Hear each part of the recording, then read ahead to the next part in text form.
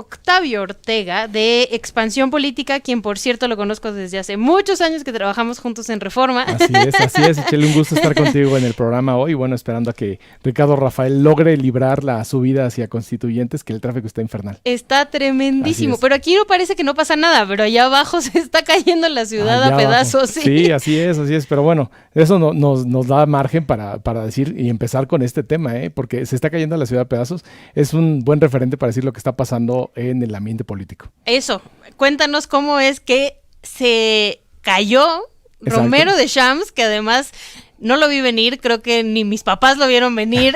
Exacto. Romero de Champs es de esos personajes, primero que nada, que a los periodistas nos apasionan, porque hay mucha tela de dónde cortar, ¿no? Entonces, para el auditorio y para la gente más joven, quizá decir Romero de Champs es hablar de una persona con 26 años al frente del sindicato. Pero son de esos que cuando tú me entenderás muy bien, hablamos en las redacciones de un personaje, podemos empezar por una nuez o un muégano de muchas cosas. Empiezo por una lista de lo que le han acusado en esos 26 años a Romero de Champs. Nada más como un tiro de, digamos, un saque inicial. Que en principio habla mucho el tener a un mismo líder sindical por tantos años, ¿no? Habla mucho del sindicalismo en México. 1993 estoy hablando de la presidencia de Carlos Salinas de Gortari, y adicionalmente cuando Carlos Salinas de Gortari, pues bueno, había hecho un movimiento político muy similar, y seguramente habrá quien lo compare con el Quinazo en ese momento, etcétera, en fin. Pero a partir de 1993 y hasta ahora, 26 años, Romero de Champs ha sido acusado de venta de plazas, es decir, el que manejaba el sindicato.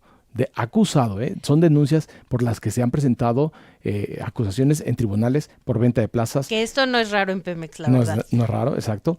Desvío de recursos, ya lo sabemos, ¿no? Sacar también dinero. El gran hoyo negro de las finanzas mexicanas ha sido y sigue siendo Pemex, ¿no? Exactamente, que le ha costado al erario público millones y quizá miles de millones de pesos, ¿no? Enriquecimiento ilícito, delincuencia organizada, operaciones con recursos de procedencia ilícita, evasión fiscal, peculado y nepotismo. Todos esos delitos se le han imputado en este momento el ex líder. Lo que hicimos, por ejemplo, ¿cómo es que logramos que, o sea, con esos delitos no pasara nada y ahora en tanto tiempo, ¿no? Exacto. ¿Qué hicimos en Expansión Política en estos días? Dices, nos agarró un poco a la desinsusto. No tanto. Le dimos seguimiento en los últimos días a qué ha estado pasando con él.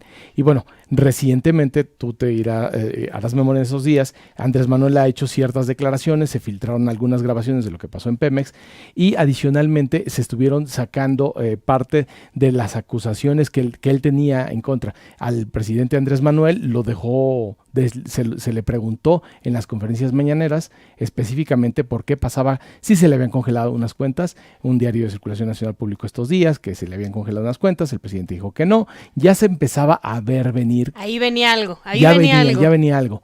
Pero aquí, y ya entro en tema, en otra fecha, y digamos lo que podría ser el inicio de la caída de Romero de Champs, la famosa boda de la hija de Juan Collado. Esa boda, de verdad, todos los que fueron a esa boda deben de estar, ahorita les están temblando las rodillas, seguro. Muchos más. Porque, o sea, digo, hay que explicar a los radioescuchas que no estén al mismo tono de lo que nosotros estamos hablando. Varios de los que fueron a esa boda están en este momento o en la cárcel o siendo procesados o perseguidos, ¿no? Se va cerrando el cerco en torno a un personaje que es el presidente Enrique Peña Nieto, pero bueno, al final de cuentas, el personaje principal en esa boda no era la hija o la novia en ese momento, era Juan Collado, el abogado de Enrique Peña Nieto y el abogado de Carlos Romero de Champs. Exacto. Entonces, como en un juego de ajedrez o en un juego de fútbol, es como si te quitaran tu defensa principal. La boda, la fecha principal o la fecha importante es el 18 de mayo. A partir de ahí hay otras fechas importantes. El 9 de julio detienen a Juan Collado. El 13 de agosto a Rosario Robles, aunque hay que recordar que unos días antes se da a conocer, justo cuando estábamos los periodistas preparando digamos, balance de un año de las elecciones, del 1 de julio, se da a conocer unos días antes que hay órdenes de presentación a Rosario Robles. Rosario Robles también estuvo en esa boda. Sí, entonces, qué barbaridad. Tenemos ahí como empezando a construir el rompecabezas. Está Juan Collado, su hija, bueno, como una cuestión circunstancial. El 3 de octubre ahora se da a conocer la salida de Medina Mora, y poco a poco el cerco en cuanto a los personajes políticos cercanos. Lozoya. Y Emilio Lozoya, que también estuvo ahí, exacto que también pero bueno, estuvo en esa. Exacto, que también estuvo, el asunto es que las acusaciones antes, ¿no? Fueron en contra. De Lozoya tenían acusaciones previas. Exacto. Bueno. Y que, por cierto, con estos audios que dices que se filtraron, que la periodista Penilei Ramírez de Univisión justo hizo públicos, donde Lozoya cobraba entre $50,000 y $100,000 solo por reunirse con las personas, ¿no? O sea, de esa magnitud, el hoyo del que hablábamos en Pemex, ¿no? Exacto. Digamos, ahí negocio. Se dan a conocer las componendas entre el sindicato y funcionarios de Pemex hacia último. Pero es importante mencionar regreso, o sea, esta es la caída digamos, lo que marca la caída de Lozoya, ¿no? Si quieres, vamos a un cortecito y ahora sí ya hablamos específicamente de por qué Romero de Champs renuncia y cómo fue esto. Sí, hay que recuperar un poco la historia. Bueno, pues estamos de vuelta, Excel Cisneros, muchas gracias por abrir este programa. Siempre la obertura es lo más importante de cualquier sinfonía.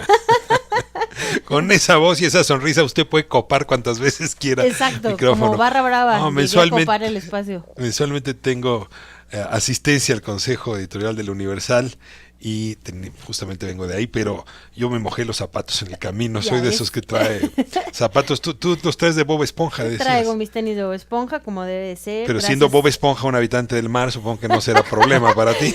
No, fíjate que sí, se mojaron y sí, no estaban tan baratos como para que se anden mojando. Cooperacha para los zapatos de Cisneros. Exacto. Mira, los zapatos realmente no me importan tanto, pero necesitaba del verbo necesitar los zapatos de Bob Esponja porque soy muy fan de Bob Esponja.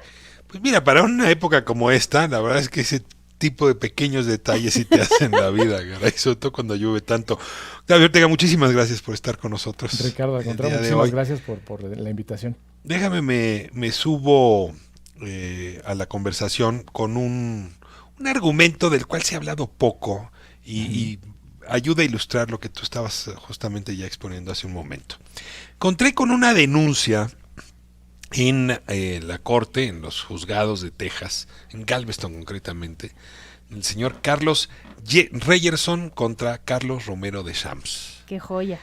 Y esta es una denuncia que tiene una larga historia, no se las voy a hacer completa, pero déjenme plantearlo en una nuez. Hubo un litigio muy complicado, se llamó la mega estafa en su momento, en los años 90, entre el sindicato de petroleros y un cliente estadounidense que le estaba comprando al sindicato barriles de petróleo, que el Pemex le pagaba al sindicato, no sé si hoy se haga, pero entonces le pagaba también con prebendas petróleo. Y apoyo con petróleo. Entonces ese petróleo estaba en Minatitlán y de Minatitlán se lo vendían a clientes gringos. Me cae que esas cosas nada más pasan en este país. Pues muchas cosas que le dio en su momento. Pues yo me imagino si Chocolates Larín, ¿no? Le paga a sus empleados te regala tus chocolates y ya te los puedes revender. Estoy haciendo aquí un anuncio, pero no sé si, en fin. El hecho es que el sindicato nunca entregó esos barriles a pesar de que le pagaron. Entonces empezó un litigio muy complicado de cerca de $300 millones en los años 90. Cuando llega Carlos Romero de Champs, resulta que una cuenta del sindicato por 45 millones quedó congelada en Nueva York. Y entonces contratan al abogado Carlos Reyerson, que no se conocía el primer hervor, sino un abogado ya de unos 30 años de trayectoria, y logra negociar que de esos 45 millones congelados en una cuenta en Nueva York, 21 millones se le entregan al cliente y 21 millones regresan al sindicato. Entonces Reyerson llega feliz y le anuncia a Romero de Champs, aquí estoy hablando finales de la década de los 90, principios de los 2000, ganamos no los 45 millones que nos habían quitado, pero le devolvemos 21 millones. Romero de Champs le da un abrazo y le dice: don Carlos, muchas gracias, es usted un gran abogado en Estados Unidos, pero a partir de hoy será otro el abogado el que se haga cargo de este asunto. Oiga, pero dígame por qué. Y ahí Reyerson se da cuenta de la razón, porque Romero de Champs ha decidido, según atestigua este mismo abogado, que ese dinero no va a regresar al sindicato, es decir, no va a regresar a manos de los trabajadores, sino que se va a ir a las cuentas de Carlos Romero de Champs. Así es. Y entonces acusa, ¿no?, en tribunales estadounidenses de esta maniobra. 21 millones de dólares. Entre las múltiples acusaciones de desvío de recursos. 21 billones de dólares que eran del sindicato a la bolsa, Carlos Romero. Y justamente es ahí donde quería regresar contigo. Te voy a decir, ¿cuántas de estas tiene? Porque esta debe ser una anécdota entre millones. Las 1001 noches no nos alcanzarían para contarle al sultán todas las que hizo Carlos Romero de este tipo. Tiene una lista interminable y justo empezaba yo con ese. Es de estos personajes que tienen por donde le busques. El caso quizá más sonado, más conocido es el del Pemex Gate, el desvío de recursos del sindicato petrolero a las cuentas del PRI en la campaña del 2000 para la campaña de Francisco Labastida. Por esa campaña se multó. Y que ni así ganó. Y que ni así ganó, exacto. Pero por ese desvío de recursos se multó al PRI por 1,000 millones de pesos. Hoy decir 1,000 millones es una cifra estratosférica. Hoy el partido Morena, para ponerlo en contexto, tiene un presupuesto que es el partido que se llevó todo, me refiero en cuanto a mayoría en las dos cámaras, y es el partido más votado históricamente, ahorita, tiene un presupuesto aproximado de 1,600, 1,800 millones. La multa al PRI en ese año fue de 1,000 millones por este desvío. Se planteó una sanción ejemplar en ese momento, pero ese desvío de recursos. ¿Cuánto dinero tienes que tener como partido para poder pagar una multa de 1,000 millones? Como en ese momento el PRI era el partido más rico, pero sí se vio minado porque había perdido la presidencia y bueno, en esa época, quienes ya tenemos muchos años dedicándonos a esto, ibas al PRI y bueno, parecía un edificio abandonado. Pero lo que quiero traer aquí a colación a la mesa, y lo más importante es que por esas acusaciones, Romero Deschamps fue denunciado en tribunales, se le acusó y él interpuso 100 amparos para evitar que se le fincara una culpa penal por este desvío, pero son 100. ¿Cuánto costará un amparo en este país? Yo no tengo idea, dependiendo seguramente pesos. Más la copia, más el más el otro. Lo que le das ahí a los abogados, bueno, al secretario de acuerdo. Abogados baratos. Sí, exacto. No, también. ¿Cuánto gasta un abogado? O sea, debe tener una infraestructura. Yo digo, 100 amparos solo para un caso, el caso Pemex Gate, el más conocido. Pero otra referencia como de estas de anécdotas que te quiero comentar, que les quiero platicar, es que específicamente Romero Deschamps es un personaje que tú lo buscas en la lista de acuerdos y su nombre no aparece en las listas de acuerdo de la Suprema Corte, o generalmente no aparece. No es porque posible. Cuando sale... ¿Cómo no va? Porque a ver, siempre se enlista cuando hay un caso. Porque sus abogados han metido un recurso en el que solo salen los números de los casos. Entonces tú cuando buscas los casos tienes que tener específicamente los números, y eso lo encontramos o lo logramos deducir un día que estábamos buscando recientes amparos o un fallo reciente de los que se le han conseguido por lo menos en los últimos 3 meses. Estábamos en la mesa de expansión política, estábamos buscando, rastreando el último documento y no aparecía hasta que encontramos el documento, y por lo general es un párrafo, cuando mucho, ¿no? Que salen en la judicatura. Pero bueno, logran este tipo de cosas, ¿no? A ver, está el amparo legal. Uh-huh. Pero pues hay otro tipo de amparos, ¿no? Uh-huh. Y el amparo que te entrega la política es normalmente de mejor calidad, de mejor aleación, digamos, en mineral. Y hay que decir que 5 presidentes lo ampararon. O sea, lo cubrieron con un manto de impunidad que le permitió hacer esto y más. Yo me pregunto... Eso es lo que se conoce, imagínate todas las historias que no conocemos. Yo me pregunto, ¿qué sucede cuando agarras y le quitas ese manto? ¿Qué es lo que está pasando hoy? ¿No? Sí, porque hay quien dice, no, esto es una negociación con él para dejarlo en paz, con tal de que deje él a su vez. Pero a ver, le están quitando esa armadura política más la armadura legal que solamente puedes tener cuando tienes mucho dinero para pagarla, y el sindicato lo pagaba, no él. ¿Qué ocurre? ¿Qué podemos esperarnos? Sí, no, el que haya renunciado al sindicato es este manto, ¿no? O sea, le están quitando el poder que él tenía en el sindicato petrolero, entonces el que se vea obligado a renunciar ya no es lo mismo el Romero Deschamps con el sindicato a un lado que el Romero Deschamps solito, por más poder que pudiera tener. Entonces sí creo que las luces van mucho más allá de solo una negociación y perdonarle ciertas cositas.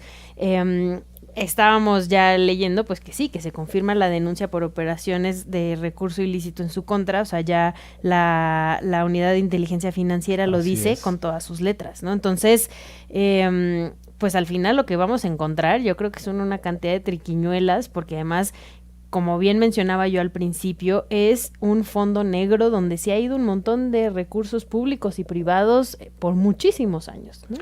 Octavio, justamente creo que esta es la pregunta periodística del día, ¿no? Escuchaba hace un momento con Julio Hernández a Fernando Belauzarán ya insistiendo en que seguramente aquí ya hay un arreglo político, ¿no? Es el famoso sospechosismo nuestro. Sí, pero a ver, esboza. ¿hay posibilidad de tener un arreglo? Lo voy a decir con la siguiente metáfora. Uh-huh. Para que hubiera un arreglo, el gobierno se tendría que haber comprometido con Carlos Romero Champs a volverse el portero de una enorme cantidad de tiros a penal que le van a lanzar sus enemigos. No sé cuántos, pero entonces hay 100 amparos. Ahí ya trae 100 tiros a penal. ¿Ves al presidente y al gobierno parando todos esos golpes para mantener la impunidad de Romero? 17. No me da. No, además hay un dato importante. Romero Champs ahorita no es legislador. Durante 21 años ha sido legislador. Ha sido 3 veces diputado, 2 veces senador. Es decir, diputado federal 9 años, 12 años senador. Está acostumbrado a ser una figura protegido por el fuero del que gozan todos los legisladores. En este momento, por la caída y de los votos que tuvo el PRI en la elección pasada presidencial, la elección federal, Romero de Champs no logró llegar al Congreso mexicano. Pero aquí viene otro dato. Quien se queda al frente del sindicato petrolero, y eso es la mala noticia, es una nota que publicamos ayer en Expansión Política, quien se queda es un diputado del PRI que llegó por la vía plurinominal, que fue secretario de Finanzas, que se llama Manuel Limón, y este diputado fue secretario de Finanzas del sindicato petrolero de 2007 hasta la fecha. O sea, es decir, quien le dan el manto a otro. Le dan el manto a otro. Pero él tiene que organizar en 90 días la elección interna, ¿no? O sea, llega como interino. Este es un interino, exactamente. Pero a ver, ¿tú le ves patas para que se quede? Pues mira, aquí en los sindicatos no hay una digamos, una palabra de honor. No se le ve porque no es una persona que sea conocida, incluso de relevancia. En su trayectoria legislativa no ha ocupado un puesto importante de partido. Te cuento una anécdota. Ajá. ¿Tú sabes qué cargo ocupaba el Bester Gordillo cuando cayó Carlos Ongitud y ella subió al cargo? ¿Adentro del sindicato? No lo recuerdo. Secretaria de Finanzas. ¿Y sabes qué rol tenía Juan Díaz con el Bester Gordillo? Secretario de Finanzas. Secretario de Finanzas. Digo, nada más por aquello de que luego los patrones estelares, ¿no? Te dicen cuándo Sagitario está en tal posición. Exacto. ¿Y sabes qué? No, bueno, va que vuela. Si seguimos con este patrón. ¿Y sabes quién fue el secretario de Finanzas del exgobernador de Veracruz, Fidel Herrera? Me suena como un señor Duarte, de cuyo nombre nos queremos olvidar todos. Y también fue su secretario de Finanzas.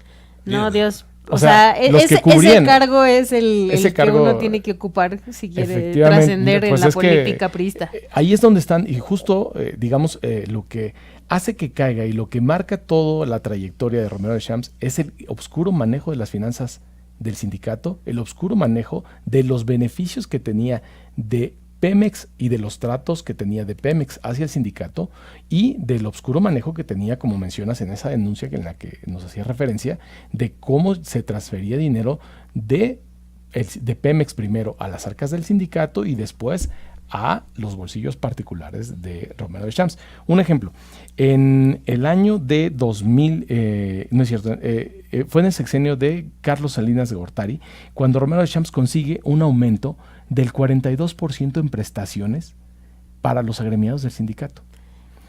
Eso que sí, eso seguro se negoció con algo, ¿no? Es así como que el gobierno diga, verás, cómo queremos a los trabajadores. Se llama reforma energética, ¿no? Y poco a poco, es que este era el secreto de Romero de Champs. Mantenía a su base sindical a cambio de quitarle, digamos, o de darle muchos beneficios laborales para que lo siguieran apoyando, pero que no le costaban a él como figura sindical, se le costaban al gobierno vía el sindicato. Ahora déjame entrar a la especialidad de Ixchel Cisneros.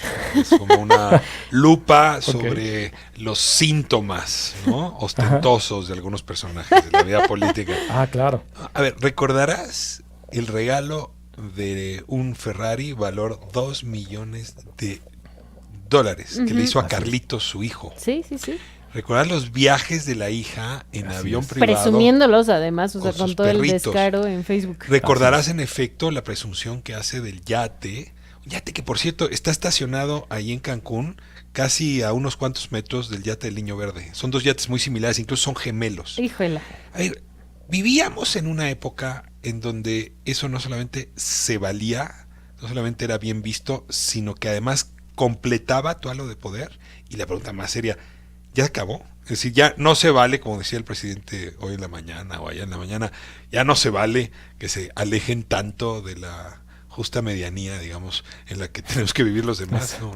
Yo no creo que hayan dejado de hacerlo, yo más bien creo que ya no lo hacen público. O sea, ya no le dicen a la revista Quién, oye, quiero salir para enseñar mi yate y mi casa. ¿Por qué? Porque ya eso, si eres funcionario público, está mal visto. O sea, más que darte estatus en un grupo de personas, que en una gran población, sobre todo los que votaron por Andrés Manuel López Obrador, eso está muy mal visto. Entonces, no es que no tengas el yate, nada más no lo muestras. Se cambió la sociedad. A ver, la pregunta que te diría es, si antes ibas con la revista Quién, estamos hablando del mismo grupo. Estamos hablando bien, ¿eh? Exacto, sí, tal cual. No, si antes ibas con la revista Quién y decías, oye, yo quiero salir en portada exhibiendo mi reloj de no sé cuántos millones de pesos, eso te daba réditos, eso te beneficiaba. Porque había una población, voy a decir en primera persona del plural para no sonar raro, que abríamos la boca y babeábamos al ver esos relojes. Aspiracional le llamábamos en Quién, porque yo a ver, ¿qué trabajé sí ahí? que cambiamos? Es decir, que hay algo en nuestra sociedad donde empezamos a sancionar de manera más rigurosa, no solo la ley, no solo los amparos, no solo el poder presidencial, sino la sociedad cambió en algo para decir, eso no. Yo creo un poco que sí, pero tiene que ver que en el sexenio de Enrique Peña Nieto se pasaron de lanzas. O sea, nos dimos cuenta que se estaban robando todo y que era un exceso. Entonces ahora, si estás ostentando, pues puede ser de esos que estaban en la boda, puede ser de esos que nos dejaron las arcas vacías y se robaron todo, ¿no? Entonces, sí no es lo mismo en este momento, que justo hoy en la mañana escuchaba además una historia de Beto Tavira, quien fue editor de Política y Cultura y después coeditor en la revista Quién, que la hija de Romero de Champs quería salir con su boda en la revista Quién y le dijeron que no, porque como decía Beto en su historia, ellos no eran gente Quién. Entonces pagaron un publireportaje. Los líderes sindicales no son gente Quién. Hay algo muy fuerte, ¿no?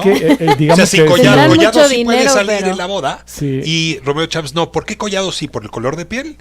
¿Porque tiene más dinero que Romeo Champs? No creo.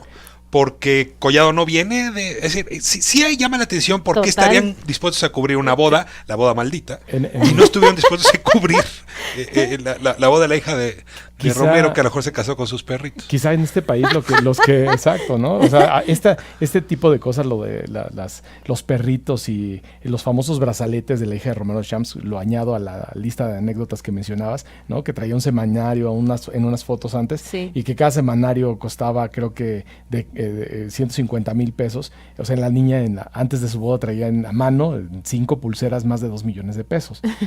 Pero en este país, quizá esta clase política que creció durante muchos años y que fue, digamos, políticamente aceptada, también se fue desgastando, y pongo un paralelismo aquí, o una voz en paralelo, que estuvo criticando durante años, que es la del presidente Andrés Manuel López Obrador, por ejemplo. No digo que sea una causa o la razón por la que hoy esté feneciendo, pero sí se fue desgastando, por ejemplo, ese halo de importancia por tener el recurso. Sí, cuando el presidente dice, oigan, yo ya lo había informado, ¿no? Está usted descubriendo el agua tibia. Tiene razón, exactamente. Sí. Pero, digamos, yo me di a la tarea de buscar algunas declaraciones de Andrés Manuel, porque quería saber qué es lo que determinaba el presidente Andrés Manuel, hoy presidente, en la carrera política de Carlos Romero de Champs. En julio del 2003, Andrés Manuel criticó una exoneración específicamente. Dice, posible hubo un arreglo aquí arriba. Específicamente se refería al caso del Pemex Gate. Y entonces dice, la gente no es tonta, fue así al más estilo de siempre. Es una declaración que podríamos haber escuchado hoy en la mañanera, hace 2 días, hace 3 días, hace 1 año en campaña, hace 6 años posterior a la campaña. O sea, recurrentemente se ha criticado de esa forma. Me dejan resbalarme la ingenuidad, que a veces es necesaria como para cubrir todos los ángulos. No es que uno sea ingenuo per se, aunque eso también pasa. Hay testimonios de Francisco Barrio, que era el secretario de la Función Pública, el primer secretario de la Función Pública, incluso cambió, ¿no? De la Contraloría a la Función Pública fue el que cambió esto, con Vicente Fox. Así es. Que muy inspirado en voces dentro del comité ejecutivo del PAN. Un día sentaron al presidente Fox y le dijeron: presidente, si usted va a cambiar las cosas gracias a la alternancia, lo primero que tendría que hacer es acabar con estos líderes corruptos. Exacto. Concretamente dos: su socio, el Bester Gordillo, y el otro era Carlos Romero de Champs. Y sin embargo, a Fox no solamente le temblaron las piernas y la mano, le dio la espalda a esa posibilidad y perdió una oportunidad histórica. Totalmente. No solamente eso, probablemente ahí hirió de muerte al PAN, que se fue desangrando poco a poco en su credibilidad para combatir la corrupción. ¿Por qué no le entraron? ¿Por qué en ese momento le hubieran ganado la bandera a Andrés Manuel López Obrador? Imagínense en el 2002 Cuando todo el mundo ver lo que estaba estamos loco por viendo Fox, hoy. claro. Seguramente, y es una especulación, pero creo que la respuesta entra por dos vertientes. La inexperiencia de gobernar, porque si bien el Partido Acción Nacional ya traía una experiencia de gubernaturas, pero no había manejado la presidencia, todos recordamos ciertos errores de Vicente Fox. Uno de ellos, el más importante, o de los más importantes, es que no logró desarticular a Carlos Romero de Champs, pero quizá la explicación más importante es el precio del petróleo en el sexenio de Vicente Fox y después que permaneció de Felipe Calderón. El único que podía manejar que la empresa productiva de petróleo en este momento y que continuara organizada fue Romero de Champs, porque recordemos que Vicente Fox no tenía, y no sé, me atrevo a decirlo, todavía no tiene todos los conocimientos como para una administración como la que fue en este país, ¿no? Entonces hay muchas cosas de eso. Ahí logra saltar la tablita, ¿no? Y Sí. del PRI al PAN, Romero de Champs vuelve a retomar fuerza y como dicen, Como si golpe nada. que no te tumba, te fortalece. Te fortalece. Sí. No vuelve a tener riesgo con Felipe Calderón, pero sí estuvo a punto de ver su suerte y su precipicio en el tránsito de Calderón a Peña Nieto. No se les olvide que hizo mancuerna con el Bester Gordillo y en ese baile ella sí se cayó, pero no se cayó él.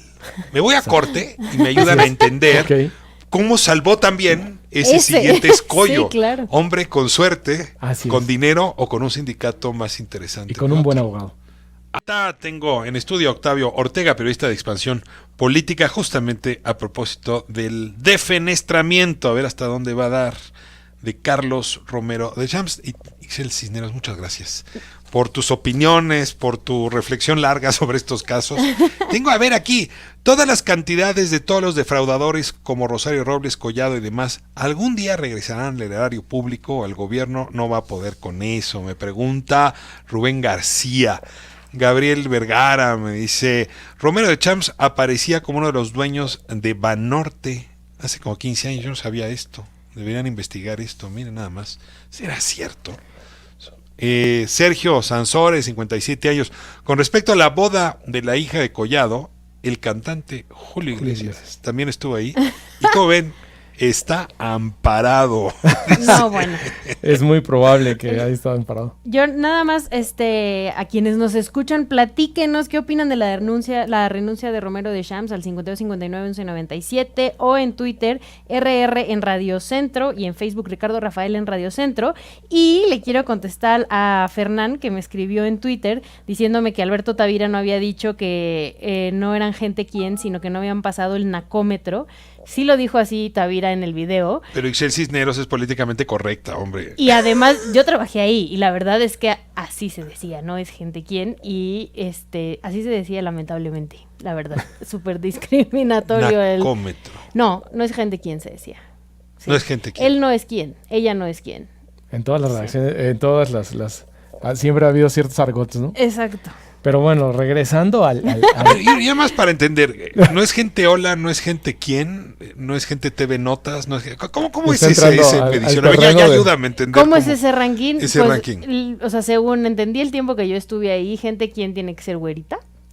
Porque sí hay una cosa de piel y de dinero, pero no un líder sindical, no un líder campesino, sino la gente de abolengo que tiene dinero, como el abogado Collado. O sea, incluso entre corruptos hay clases sociales. Eso es. Pues es que digamos que son las tristes historias de la política mexicana, ¿no? Quizá ahí se explica un poco mucho o lo que tenían que ver los políticos con artistas, ¿no? Sí. El caso de la gaviota y bueno, Everardo por dejarlo ahí. Treviso, Fox siempre fue un cobarde y hoy un desquiciado mental.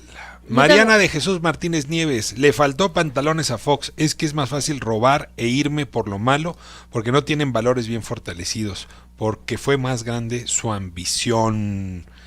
Y luego dice, si Romero no entra a la cárcel, vendría siendo lo mismo. En fin, hay episodios distintos. Hace un momento los ubicaba en uno que me parece bien importante. Y les cuento más o menos la anécdota. Enrique Peña Nieto acaba de ganar con un porcentaje aceptable la presidencia en 2012. Y en este largo, que lo llamamos interregno pomposamente, ¿no? Entre julio y diciembre, hay un evento extrañísimo en Cancún, donde los dos líderes de los dos sindicatos más importantes del Estado mexicano concurren juntos, que es Elvester Gordillo Morales y Carlos Romero de Champs. Qué miedo, ¿no? A ver, Cancún temblaba, ¿no? La pirámide de Tulum volvió a ver pasar seguramente a los adversarios y los aviones llegaron por separado porque no había ese espacio. Y ahí Elvester Gordillo ya acusaba a Recibo de los intentos de una reforma educativa que le quitaría el poder a ella. Sí, ya había barruntos. Y entonces recordarán que Enrique Peña Nieto andaba fuera del país, no sé qué gira estaba haciendo, creo que la estaba haciendo por Europa antes de tomar posesión, estaba visitando, supongo que Madrid, que le gusta tanto, o alguna ciudad de estas europeas. Y entonces Elvester con peluca o sin peluca. no lo citó por su nombre, ¿no? Dijo, ese que anda fuera del país, que sepa con quién se está metiendo, porque los maestros no los vamos a dejar. Y la foto era ella amenazando al futuro presidente con Romero de Champs de la mano. Y muchos dijimos, con ese guarura no hay manera de que el Elvester se caiga. Claro. O sea, se te caen los dos líderes. Y hay una operación que hizo en ese momento el equipo de Peña Nieto para defenestrar a Elvester Gordillo en enero, pero para salvar a Romero de Champs. Y la verdad, este es un episodio que nadie sabe exactamente cómo ocurrió. Digamos, nadie de estos que no somos quién. Que no somos gente quién. Y por lo tanto no tenemos información. No tenemos acceso a esos espacios. ¿Qué reacción te provoca ese episodio, Octavio? Mira, quizá ese episodio puedo encontrar la respuesta, y bueno, es posible respuesta a eso, en la campaña de Enrique Peña Nieto. El hoy, ex miembro de su grupo, Emilio Lozoya, que después fue el encargado, en su momento fue el que recibió o se le vincula con haber recibido fondos de recursos y después hacer los tratos para los contratos que se le iban a dar a Pemex con otras empresas extranjeras. Entonces, quizá el nexo es Emilio Lozoya. Él opera. La cicatriz, digamos, para operar, con Romero. Digamos, esos contratos necesitaba de alguien adentro de Pemex. Y también creo que que es Romero Champs. El negociazo de Pemex, ¿no? Está difícil sacudírselo así, ¿no? Y meter a un líder sindical como lo está haciendo Andrés Manuel López Obrador en esta ocasión. Pero adicionalmente sí, es muy difícil sacudirte de un líder sindical, sobre todo que tiene el control o tenía el control de todo. En este momento pierde lo que decía hace rato, pierde el fuero, es un candidato que no tiene y que poco a poco le han ido minando recursos. No le están dando todos los recursos y le han ido reduciendo. A ver, me atrevo a poner una hipótesis alterna a la que aquí estamos explorando. En el momento en que el Elvester la detienen, y la detienen explícitamente, utilizan la justicia para sacarla del juego, la acusan de crimen organizado, digamos. Bueno, ahora está de moda acusarnos a todos por crimen organizado, pero ese entonces, digamos, era un poquito más aséptica el asunto. Y gracias a que la remueven, pasa la reforma educativa. El mensaje a Romero debe haber sido potentísimo. O nos dejas pasar la reforma energética y convences a tu gremio que no chiste, o también a ti te pueden acusar por crimen organizado. Supongo que ahí alinean a Romero. No era necesario meterlo en el ajo, digamos. Bastó la amenaza para que uno de ellos cayera y el otro pusiera sus barbas a remojar. Claro. Y en ese sentido, el episodio de la detención de Juan Collado es otra señal muy importante. Recordemos que el día de la captura de Juan Collado, que lo detienen y lo llevan a que se vaya a un penal, ese día estaba comiendo con Carlos Romero de Champs. Entonces, lo detuvieron elementos federales afuera de un restaurante. Hay dos versiones que lo detuvieron al interior o al exterior. No se sabe exactamente, no hay videos de ese momento, pero las dos versiones circulan y en lo que coinciden es que estaba comiendo con Juan Collado, su abogado. Incluso Romero Deschamps pensó que iban por él, que es lo que se ha mencionado. Dicen que casi le da un mini infarto, ¿no? O que fingió y no un sido infarto. Así, se equivocaron y se llevaron a Collado cuando en realidad era O que por fingió Romero. un infarto. No sabemos esas dos partes. Quizá puede ser, ¿no? Díganme al hacia final- la última, que es un poco regresar a algo Ajá. que habías planteado, Octavio, al principio. A ver, la cantidad de enemigos que tiene Carlos Romero, fuera del país, fuera de la política, dentro de la política, fuera de su sindicato y dentro de su sindicato, sí suman muchos, suman legión. Por ejemplo, los herederos del poder de Joaquín Hernández Galicia. ¿Tú te imaginas que no se están hoy relamiendo los bigotes para sacar un Por arcabuz? supuesto. Hay posibilidades de que pise la cárcel. Es decir, lo ven en breve acompañando a algunos otros, entre ellos a Collado. A lo mejor ahora van a estar otra vez sentados en la misma mesa. No será una mesa tan elegante. Adelante. Ay, yo creo que ya no tiene un abogado tan bueno como el que tenía porque está en la cárcel, pero Y ya no es tan bueno porque no se ha podido sacar a sí mismo de la cárcel, ¿no? Exacto. Es diferente. Exacto. ¿No? Creo que al poder al que se está enfrentando es distinto. O sea, al final, si quieren ir por él, como ya lo anunciaron, yo creo que van a ir por él. Lo que esperaría yo es que la investigación esté muy bien armada y no pase lo que pasó con el Baester. Aquí es clave lo que haga la Unidad de Inteligencia Financiera, que ya aceptó que tiene 2 acusaciones y que justamente dio a conocer y aceptó el presidente en la conferencia que no le incautaron sus cuentas, pero que sí están estas 2 acusaciones. Entonces tienen que estar bien sustentadas.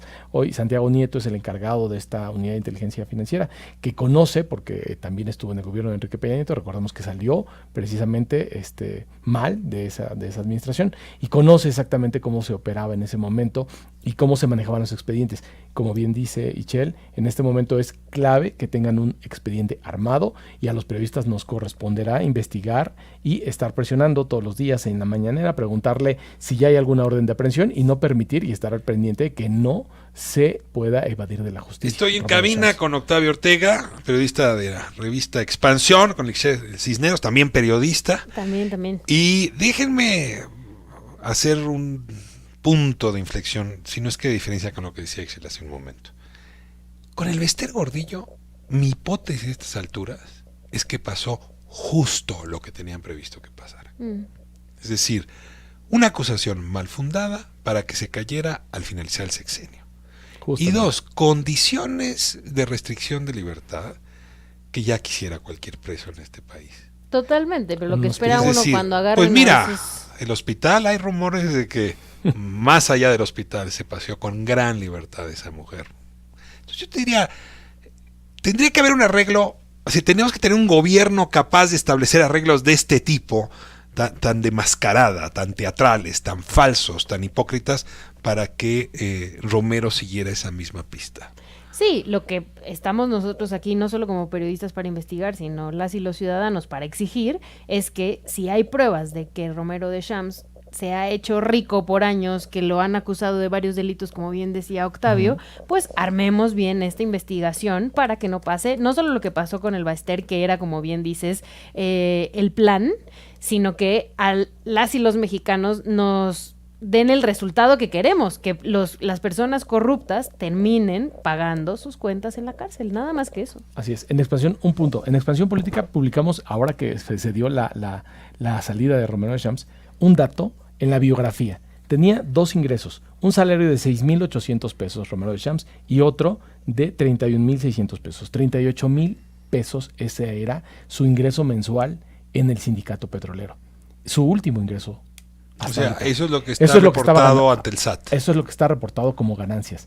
Los periodistas, lo que tenemos que hacer a partir de ahora, y que ya no está y que seguramente empezará a fluir más la información, es ver por qué no cuadran los 38,000 pesos que reporta el de ingresos como salario a los miles de millones de pesos que tenía en sus cuentas bancarias, porque tiene un yate, porque tiene casas, porque casas en Miami, propiedades, y la famosa última propiedad que le encontraron cerca de, creo que fue en 2016, en Acapulco, que construyó la famosa Petromansión esta que remodeló y no sé cuántos millones de dólares costó. Ahora, el gobierno, para cerrar, está arrojado a un dilema, y es que es un gobierno anticorrupción, Pero eso, aunque suene extraño lo que voy a decir, no significa en automático un gobierno anti-impunidad.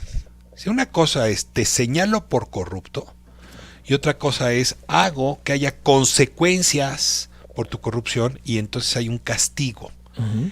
Este país creo que hoy está convencido de que está corrigiendo el tema de corrupción, por lo menos por la vía de la denuncia. Uh-huh. Denuncias de hechos, demandas, en fin. Pero yo no creería todavía que hay un aparato capaz de imponer castigo. Casos como el de Romero, casos como el de Collado, pues ponen a prueba no el sistema anticorrupción, sino el sistema antiimpunidad que está en manos de los tribunales. Totalmente.